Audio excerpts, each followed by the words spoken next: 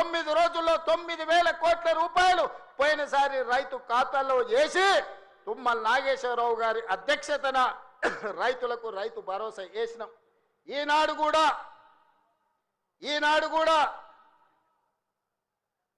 కూడా రైతు భరోసాలో భాగంగా మొదటి విడతగా 3,500 కోట్లు, రెండవ విడత 2,200 కోట్లు, మొత్తం 5,700 కోట్లు ఈరోజు రైతుల ఖాతాలో రైతు భరోసా వేసి వచ్చే నెలలో ఇంకా 3,300 కోట్ల రూపాయలు రైతు భరోసా పథకంలో భాగంగా 9,000 కోట్ల రూపాయలు ఇవాళ రైతుల ఖాతాలో వేసి రైతుల కళ్ళల్లో ఆనందం చూడాలి. వ్యవసాయం దండగ కాదు, వ్యవసాయం పండుగ చేయాలని ఒక గొప్ప సంకల్పంతో ఈనాడు ఇక్కడ మనం ఈ కార్యక్రమం తీసుకున్నాం. మిత్రులారా, ఇంత మంచి పండుగ కార్యక్రమం చేసుకుంటూ రైతులను ఆదుకుంటూ రైతుల కష్టాలు తీర్చుకుంటూ సాగునీటి ప్రాజెక్టులు పూర్తి చేసుకుంటూ రైతుల అవసరాలు ఏమున్నాయో అడుగుతూ ఇల్లు తిరుగుతూ రైతులు పండించిన సన్న వడ్లను ఈనాడు పేదలకు 3,15,00,000 మంది తెలంగాణ బిడ్డలకు ఇవాళ సన్న బియ్యం, తెలంగాణ పండించిన బియ్యాన్ని ఇవాళ పేదలకు అందిస్తున్నాం. ఎక్కడైనా ఏ రాష్ట్రంలో అయినా ఈ భారతదేశంలో స్వతంత్రం వచ్చి 75 సంవత్సరాలలో నేను ఇవాళ సూటిగా సవాలు విసురుతున్నా. గొప్పలు చెప్పుకునేటోళ్ళు, జబ్బలు చర్చుకునేటోళ్ళు, తొడలు కొట్టుకునేటోళ్లకు సూటిగా నేను సవాలు విసురుతున్నా. ఎన్నడైనా కళలో కూడా మీరు పేదవాళ్ళకు సన్న బియ్యం ఇవ్వాలి. ఈ సన్న బియ్యం తల్లిదండ్రులు కన్న తల్లి తన బిడ్డకు సంటి బిడ్డకు బుక్కడు బువ్వ తినిపించే పథకం ఎన్నడైనా మీరు ఆలోచన చేసిండ్రా? మీరు గడిలలో ఉండి సన్న బియ్యం తింటుంటే, దావతులు చేసుకుంటుంటే, బిర్యానీలు తింటుంటే, పేదవాళ్లకు దొడ్డు బియ్యం ఇస్తే వాటిని తినలేక పశువులకు దానా పెడుతుంటే ఎప్పుడైనా మీకు వాళ్ళ పట్ల కనికరం కలిగిందా అని నేను అడుగుతున్నా. ఇవాళ నేను అడుగుతున్న మిత్రుల ఈ వేదిక మీద నుంచి ఒక ఆయన అంటున్నాడు, ఇంతకాలం శ్రీధర్ బాబు గారు, అడ్లూరు లక్ష్మణ్ గారు అనేవాళ్ళు ఆయన పెద్ద మనిషి అని. ఇక ఆయన పెద్ద ఆయననో కాదో నాకైతే తెలియదు, కానీ ఆయన అంటున్నది ఏందయ్యా అంటే ప్రజాపాలన పోవాలి, పాపాల భైరవుడు రావాలంట. నేను అడుగుతున్న మా మిత్రులను, ప్రజాపాలన ఎందుకు పోవాలి? ఫామ్ హౌస్ల పండుకున్న పాపాల భైరవుడు ఎందుకు అధికారంలోకి రావాలి అని నేను అడుగుతున్న ఈ వేదిక మీద నుంచి. ప్రజాపాలన ఆ పెద్ద ఆయననో వాళ్ళ తాతనో వాళ్ళ ముత్తాతలో తెస్తే రాలేదు. ఈ ప్రజాపాలన వచ్చింది లక్షలాది మంది కాంగ్రెస్ పార్టీ కార్యకర్తలు త్యాగం చేసి తమ రక్తాన్ని చెమటగా మార్చి భుజాలు కాయలు కాసేలా మువ్వన్నెల జెండాను మోస్తే ఈనాడు ప్రజాపాలన వచ్చింది. నీ నెత్తి మీద దరిద్రం ఉండి నువ్వు జగిత్యాలలో ఓడిపోతే, ప్రజలు తిరస్కరిస్తే, నీకు మంత్రి పదవి ఇవ్వకపోతే ప్రజాపాలన పోవాలనా? ఇవాళ నిన్ను పెద్ద మనిషి అని మేము పిలవాలనా? పెద్ద మనిషి అని పిలిపించుకునే అర్హత నీకు ఉన్నదా అని నేను ఈ వేదిక మీద నుంచి అడుగుతున్నా. నేను అడుగుతున్నా, ఇవాళ పెద్ద మనిషిని ప్రజాపాలన ఎందుకు పోవాలి, పాపాల భైరవుడు అధికారులు ఎందుకు రావాలో నువ్వు జవాబు చెప్పాలి. నీ పదవి కోసం, నీ అధికారం కోసం, నీ ఆకాంక్ష కోసం ఆనాడు 1983 చరిత్ర వెనక్కి వెళ్ళి ఆయన పుట్టు పూర్వతరాలు పుట్టు మచ్చలు ఇవ్వాలి. ఈ వేదిక మీద నుంచి నేను చెప్పదలుచుకున్నా. ఆయన నీతేంది, ఆయన జాతేంది, ఆయన దోస్తేందో ఇవాళ మీ అందరి ముందర నేను విజ్ఞప్తి చేయదలుచుకున్నా. మిత్రులారా, 1983లో తుమ్మల నాగేశ్వరరావు గారు సజీవ సాక్షి.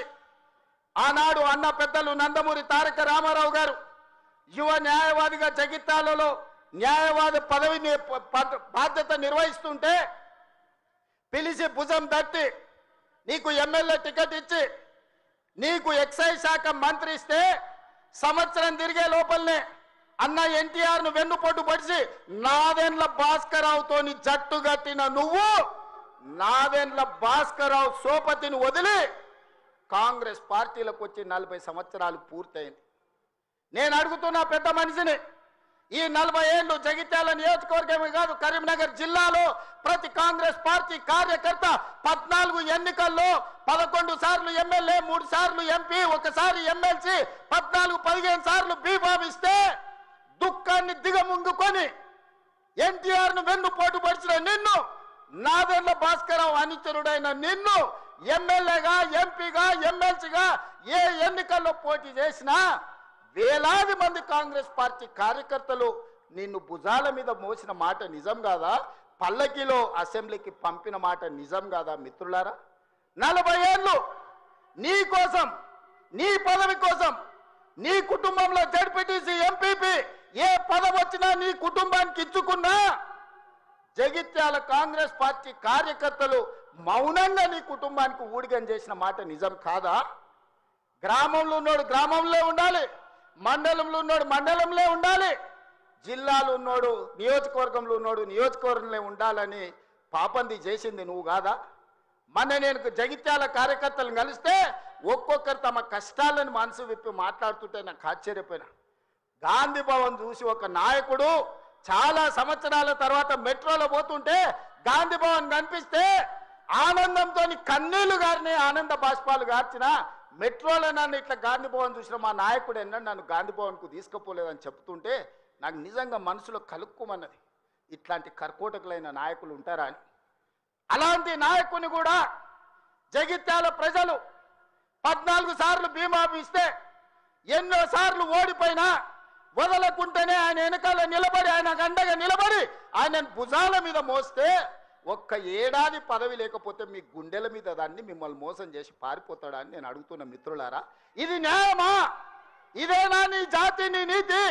ఈ వయసులో నువ్వు 40 ఏళ్ళు నీ జెండా మోసి నిన్ను మోసిన కార్యకర్తల గుండెల మీద దాన్ని మోసం చేసి శత్రువు సంతను చేరుతావా? శత్రువు సంకలు చేరి ప్రజాపాలన పోవాలంటవా? ఇట్లాంటోడు పెడితే పెళ్లి కోరుకున్నాడంట, పెట్టకపోతే సాగు కోరుకున్నాడంట. ఇంతకంటే ఉదాహరణ ఇంకేమన్నా ఉందా? నేను అడుగుతున్న పెద్ద మనిషిని, ఈ ప్రజాపాలన ఎందుకు పోవాలి? 10,000 కోట్ల రూపాయల ఆడబిడ్డలకు మహాలక్ష్మి పథకం ద్వారా ఆర్టీసీలో ఉచితంగా అమ్మవారిని దర్శించుకోవాలన్నా, అమ్మగారి ఇంటికి పోవాలన్నా మా అక్కలందరినీ ఆర్టీసీలో ఉచితంగా ప్రయాణం ఇచ్చినందుకు ప్రజాపాలన పోవాలనా? తెలంగాణ ఉద్యమంలో సమితలైన శ్రీకాంతాచారి, వేణుగోపాల్ రెడ్డి, ఈశాన్ రెడ్డి, కానిస్టేబుల్ కిష్టయ్య ఆదర్శంగా మొదటి సంవత్సరంలోనే 70,000 ప్రభుత్వ ఉద్యోగాలు ఇచ్చి గ్రూప్ 1, గ్రూప్ 2, గ్రూప్ 3, గ్రూప్ 4 డాక్టర్లను, ఇంజనీర్లను 70,000 ప్రభుత్వ ఉద్యోగాలు ఇచ్చినందుకు ఈ ప్రజాపాలన పోవాలనా? ఆనాడు ఒరేస్తే ఉరేసుకున్నట్టే అని మాట్లాడిన నువ్వు నీ ఫామ్ హౌస్లో 150 ఎకరాలలో ఒరేసుకొని 4,200 రూపాయల క్వింటాలు అమ్ముకొని నువ్వుంటే, రైతులు ఆత్మహత్యలు చేసుకుంటుంటే 8,000 కొనుగోలు కేంద్రాలను తెరిచి ఉత్తమ్ కుమార్ రెడ్డి గారు 2,58,00,000 మెట్రిక్ టన్నులు ప్రతి సంవత్సరం ఒడ్లు కొన్నందుకు ప్రజాపాలన పోవాలనా?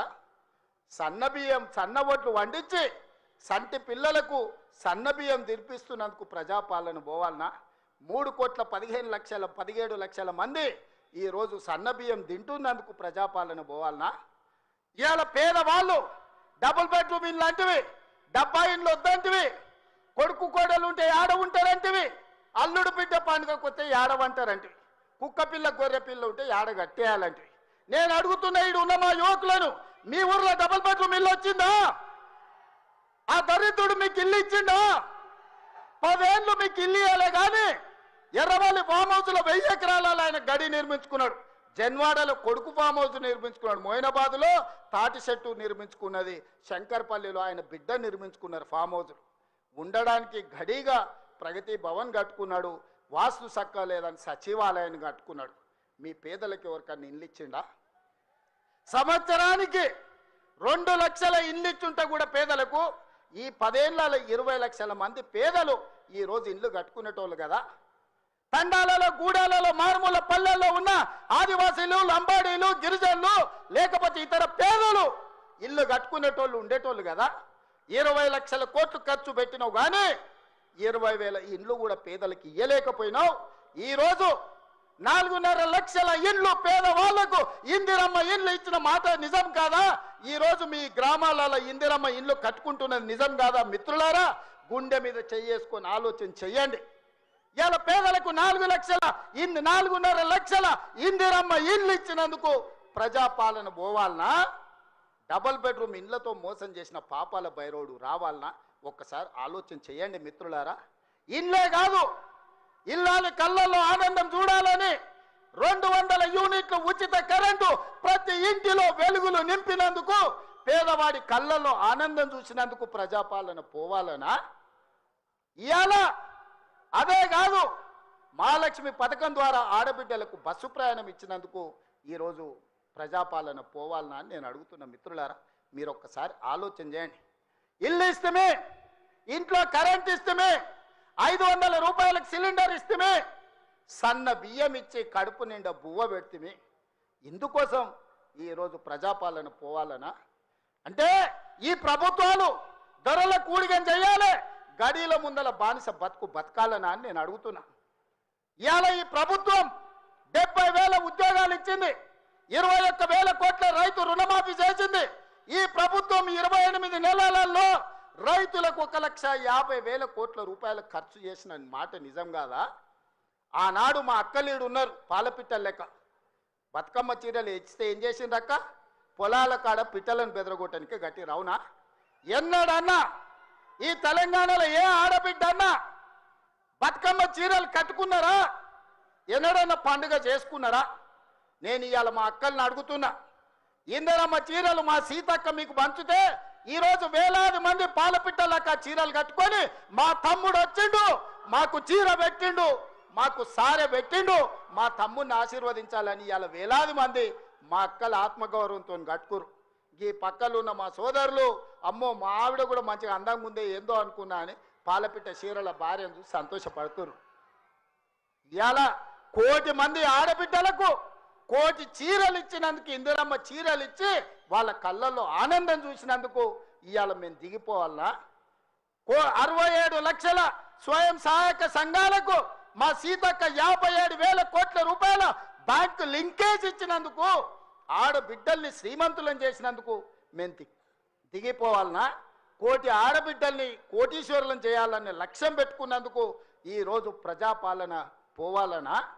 నేను అడగదలుచుకున్న ఇవాళ ప్రజాపాలన పోవాలి, పాపాల భైరవుడు రావాలి అనేటోంది నేను ఈ వేదిక మీద నుంచి నిలదీయదలుచుకున్నా. నీకు సిగ్గు శరము ఏమైనా ఉన్నదా ఈ మాట మాట్లాడడానికని? నీకు పదవి రాకపోతే ప్రజాపాలన పోవాలనా? ఇవాళ రైతులను పొట్టన పెట్టుకొని ఈ పాపాల భైరవుడు చేసిన పాపాలు మీకు తెలియదా? ఈరోజు ఎన్ని పథకాలు ఏమేమున్నాయో నేను చెప్పితే రామాయణం అంతా రాసుకుంటే భారతం అంతా అయితే పథకాల గురించి మీకు అందరికీ తెలుసు. నిరుద్యోగ యువకుల గురించి కానీ, విద్యార్థుల గురించి కానీ, ఉద్యమకారుల గురించి కానీ, మహిళల గురించి కానీ, మైనారిటీల గురించి కానీ, రైతుల గురించి కానీ, ఈరోజు దళితుల